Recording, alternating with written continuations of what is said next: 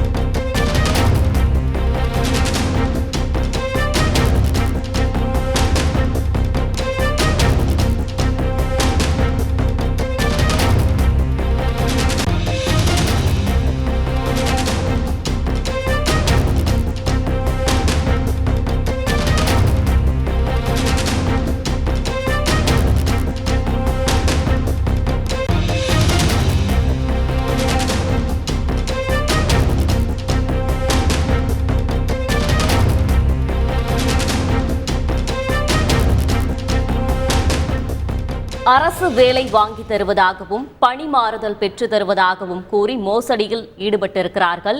இது பற்றின கூடுதல் தகவல்களோடு நமது செய்தியாளர் தமிழ்ச்செல்வன் இணைகிறார். வணக்கம் தமிழ்ச்செல்வன்.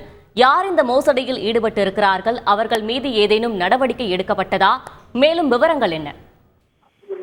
சேலம் அரியானூர் பகுதியில் கொண்டலாம்பட்டி காவல்துறையினர் வாகன தணிக்கையில் ஈடுபட்டுக் கொண்டிருந்தனர். அப்போது அரசு முத்துரையுடன் சைரன் வைத்த வாகனம் ஒன்று வந்துள்ளது. அந்த வாகனத்தின் வலதுபுறம் பகுதி அதிகமாக சேதமடைந்திருந்த நிலையில் சந்தேகத்தின் பேரில் காவல்துறையினர் வாகனத்தை நிறுத்தி விசாரணை நடத்தினர்.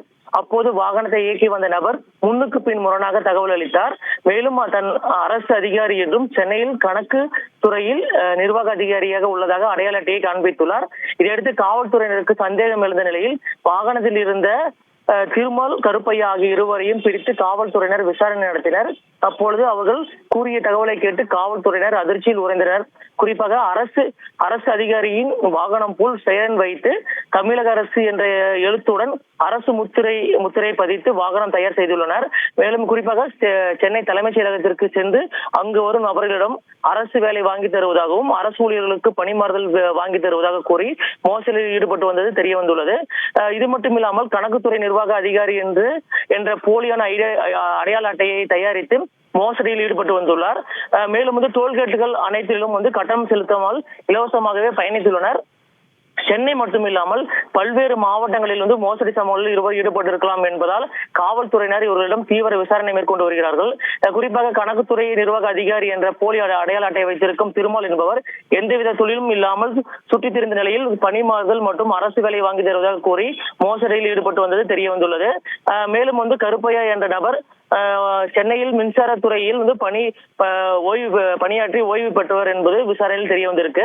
இவர்களிடம் பல நபர்கள் ஏமாந்திருக்கலாம் என்பதால் காவல்துறையினர் பாதிக்கப்பட்டவர்கள் புகார் கொடுக்க முன்வர வேண்டும் என்று காவல்துறை தரப்பில் கேட்டுக்கொண்டுள்ளனர்.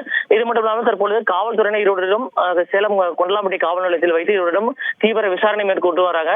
இதைத் தொடர்ந்து நீதிமன்ற காவலுக்கு அனுப்பும் பணியை மேற்கொண்டு வராங்க. கூடுதல் விவரங்களுக்கு நன்றி தமிழ்ச்செல்வன். மின்மினி தமிழர்களுக்காகவே வந்தாச்சு முதல் hyper local social media app. உடனே டவுன்லோட் பண்ணுங்க.